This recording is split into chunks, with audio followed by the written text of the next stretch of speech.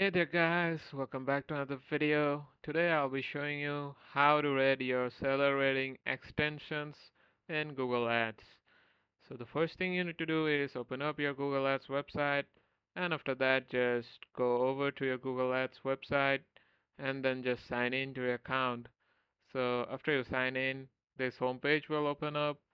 So after you open up, just navigate your way here to the tools option, and after you open up the tools option, just scroll down a bit here and you'll see the option for troubleshooting.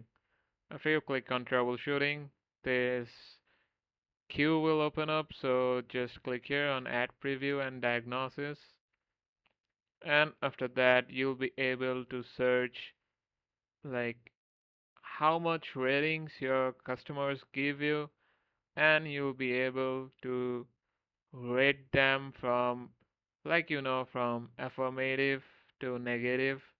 So that's it with the video guys. I hope it helps you. Thanks for watching and take care.